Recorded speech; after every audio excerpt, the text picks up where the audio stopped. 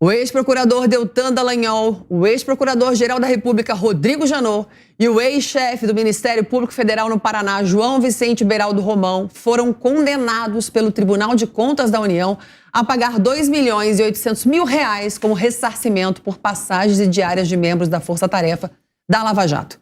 A segunda Câmara do TCU diz que houve prejuízo aos cofres públicos, mas técnicos do tribunal já tinham recomendado arquivar o processo. Foi um julgamento a jato, super rápido, 7 segundos, para confirmar a decisão do relator Bruno Dantas. E a gente precisa lembrar que os integrantes do tribunal são indicados por políticos, né? Bruno Dantas é apadrinhado político de Renan Calheiros. Você se lembra do Renan? Cada vez melhor. E continua, né? Continua lá. Estão lá todos. E quem já saiu, tinha sido preso, está voltando. E outros integrantes do tribunal teriam sido investigados pela Lava Jato. Não teriam, não. Porque eu fui no Instagram do Dallagnol, porque, claro, você tem que ouvir o que a pessoa que está sendo acusada tem para falar. E ele diz que ele foi condenado, nesse caso, a pagar por 4 ministros que foram delatados na Lava Jato. Estavam fazendo parte dessa banca.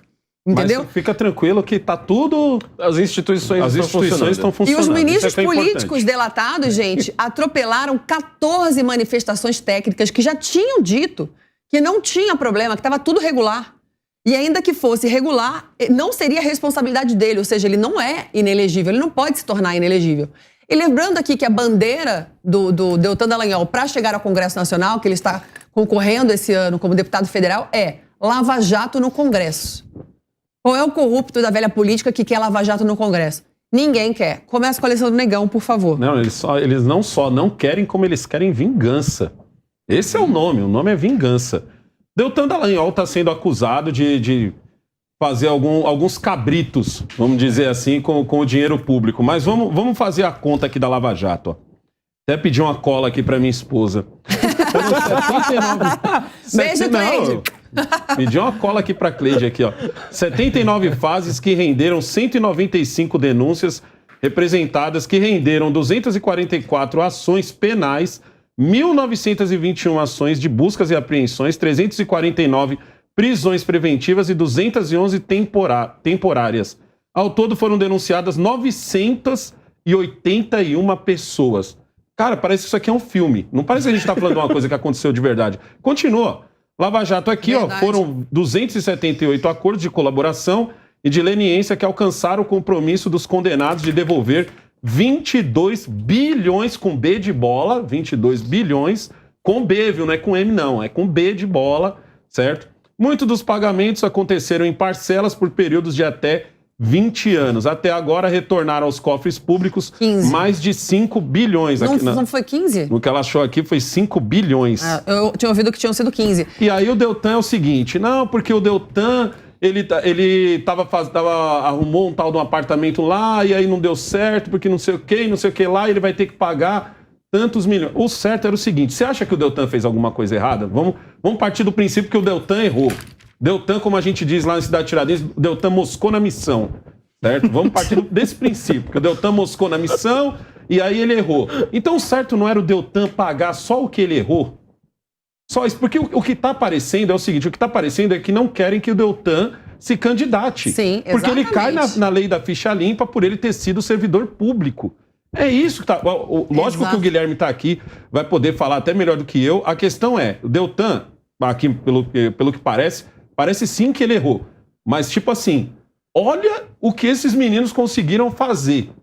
Lógico, Negão, um erro justifica outro? É claro que não. Mas tipo assim... que tá parecendo uma tremenda perseguição ao Deltan, isso pra mim tá mais do que na cara, e essa perseguição vai acabar dando certo, viu? Porque ele vai acabar caindo na lei da ficha limpa. E ele falou, Negão, que ele não tá entendendo, os advogados dele, tá tentando entender como é que eles vão conseguir tornar ele inelegível, porque é totalmente ilegal fazer isso. Exato. Ele falou que mesmo, ele recorreu da decisão, então não pode se tornar inelegível. E olha só, 5 instituições, o MPF, TCU, MPTCU, a NPR e JF tinham dito que não tinha nada de irregular. Gente, é inacreditável. Vou com quem agora? Vou com o Guilherme Amorim. Guilherme. Olha só, ele de fato não se torna inelegível agora, né? O fato dele apresentar recurso suspende os efeitos dessa decisão, ele pode se candidatar, pode disputar o pleito, não tem o menor problema. Mesmo depois que essa decisão no Tribunal de Contas da União eventualmente tornar os seus efeitos definitivos, ele pode judicializar a questão, ele pode levar a discussão dessa questão por poder judiciário. Como é que isso funciona no Tribunal de Contas da União, né? O Tribunal de Contas da União, pelo que eu pude ler também, está dizendo que a forma como a Lava Jato foi organizada no âmbito do Ministério Público foi antieconômica para os cofres públicos no âmbito do Ministério Público. Que a forma pela qual este esquema, né, eu não estou dizendo que o esquema é ilegal, mas pelo que o esquema das repartições de viagens diárias e quando você tem promotores dedicados a uma tarefa específica por um determinado tempo, eles vão acumulando vantagens e adicionais por essas tarefas específicas. Que isto teria sido organizado, não é, entre os promotores de forma a beneficiá-los de uma forma contínua. Não é? Então, é isto que o Tribunal de Contas da União está decidindo que teria sido em benefício desses que foram condenados. Eu concordo com o raciocínio que foi exposto aqui, que se isto foi considerado ilegal, eles deveriam devolver exatamente a medida daquilo que teria sido o benefício econômico para cada um deles. Porque esta é a lógica, né, normal das coisas. Olha, então, se o excesso das minhas diárias e passagens de avião e aquilo que eu tive para gastar quando viajei para várias comarcas, né, para fazer a perseguição daqueles que eu estava acusando legitimamente enquanto membro do Ministério Público, porque todos nós aqui vamos partir do pressuposto que eles estavam de boa fé na operação, fosse 600 mil, então deveria devolver os 600 mil reais. Mas isto não é um privilégio desses acusados. O Tribunal de Contas da União age assim com todos os acusados. Eles pegam esse valor, somam em relação a toda a operação, tanto que está dito na matéria que é condenação solidária. O valor total pode ser exigido de todos eles. Condenação solidária é um belo nome. É um belo nome, né? Então, isso eu também acho. Se servisse para alguns partidos políticos. Mas todas as pessoas que são condenadas no Tribunal de Contas da União são geralmente condenadas solidariamente. Né? E isto deixa eu tem esse excesso. Guilherme, mas olha só, foram 8 diárias por mês, uma operação gigantesca. Muitos procuradores tinham que se deslocar até Curitiba para participar. Inclusive, os juízes que vão ao STF têm o mesmo valor. São 8 diárias por mês. Como o Ministério Público. E por que um procurador está sendo acusado? Não teria que ser a pessoa que lida com o dinheiro, a pessoa que define os valores? Então, Guilherme, isso é tipo um médico que salva o paciente, mas sem querer pisa no pé dele e ele fica com a unha encravada? Talvez, mas assim... É tipo isso, e aí ele é condenado por deixar um paciente com a unha encravada? Eu não conheço os detalhes desse processo, mas pelo que eu também pude entender, como o Ministério Público também é um órgão nacional, em cada um desses lugares... em que havia uma diligência, há um promotor ali que poderia executar essa diligência.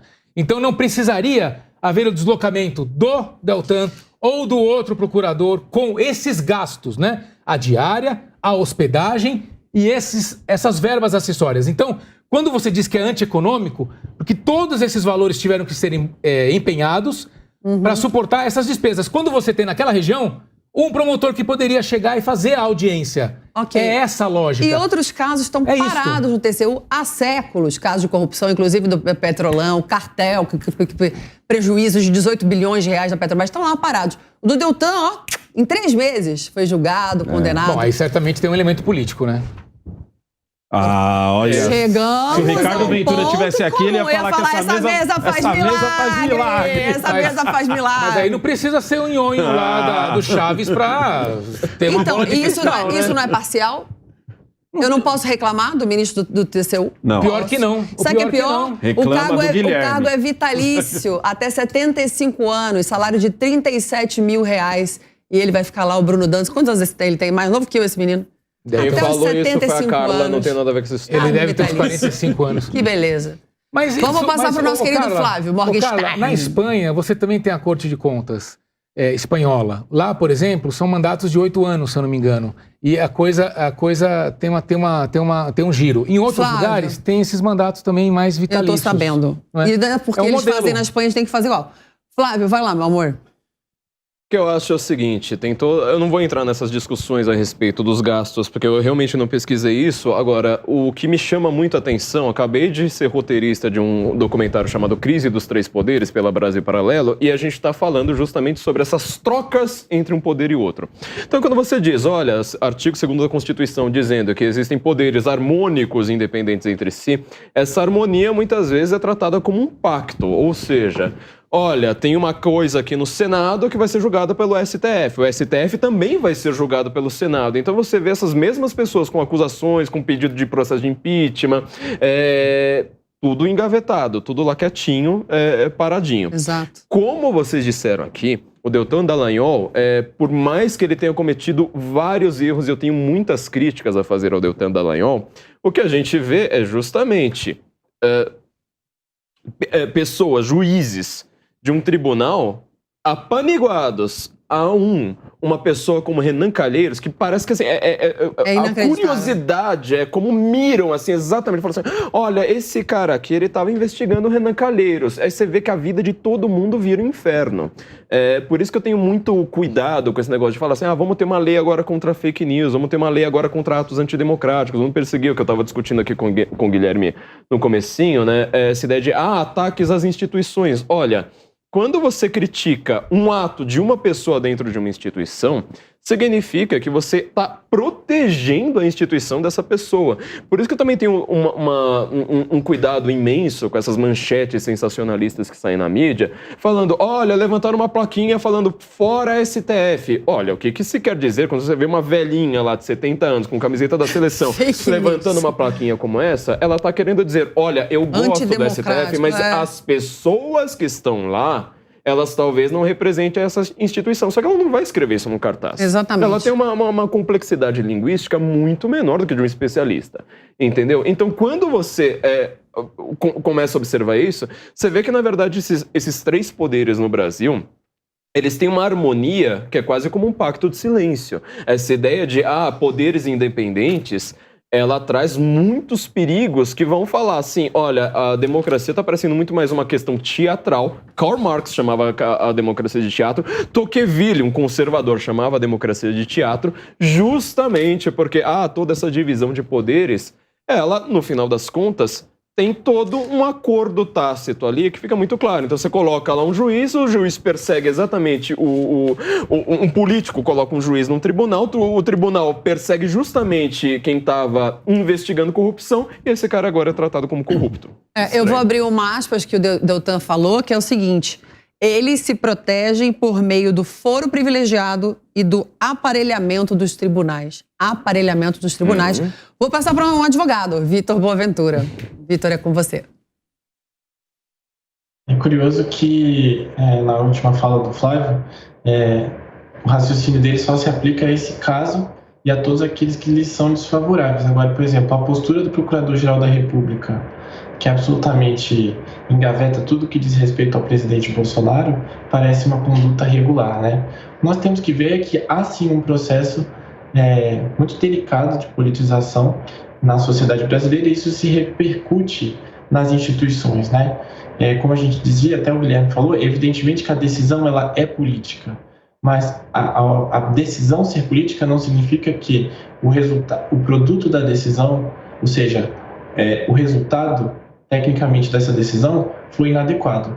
De fato, quando a gente analisa a decisão do ministro Bruno Dantas, a mensagem que fica clara, que vai ser submetida novamente ao TCU ali em grau colegiado, agora por um colegiado de juízes, é que justamente os procuradores da Lava Jato, quando estavam exercendo as suas funções, não observaram alguns princípios importantes que deveriam ter sido observados.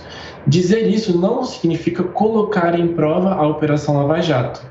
E nós também não podemos fazer, na linha do que o Alessandro sugeriu, querer passar pano para o que foi eventualmente inadequado, né, que foi feito pelo procurador Deltan, pelo ex-procurador Deltan, né, na condução das suas atividades com base no resultado da Lava Jato.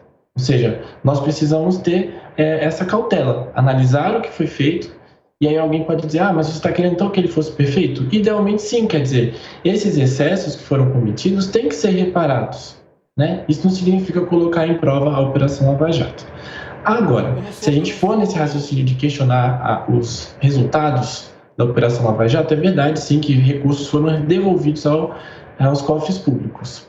Agora, a minha questão não é uma questão...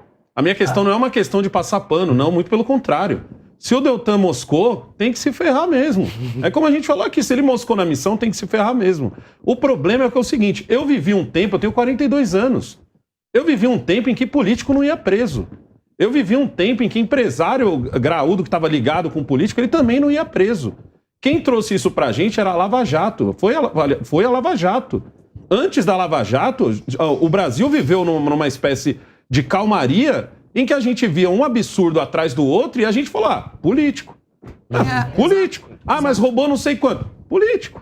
Mas roubou não sei o que. Não existe político. A gente viveu um tempo em que a gente falava assim, cara, é impossível um político ser honesto. Cara, a gente viveu um tempo em que jamais quem vai ser preso é preto, pobre, favelado. A gente viveu esse tempo. A Lava Jato mostrou pra gente que políticos corruptos podiam ser presos, cometeu seus excessos, cometeu. E se cometeu, pau no gato, filho. Se cometeu, vai pra cima deles mesmo. Não sou contra isso, não. O meu problema é o seguinte. Hoje, em 2022, vai disputar a eleição com Jair Bolsonaro, um homem que até outro dia estava preso. Exatamente. Ele estava preso não foi porque o Sérgio Moro resolveu prender ele. Não, ele estava preso porque o Sérgio Moro condenou, depois teve a segunda instância, depois teve a terceira, depois o pessoal do STF falou, não, é isso mesmo, filho.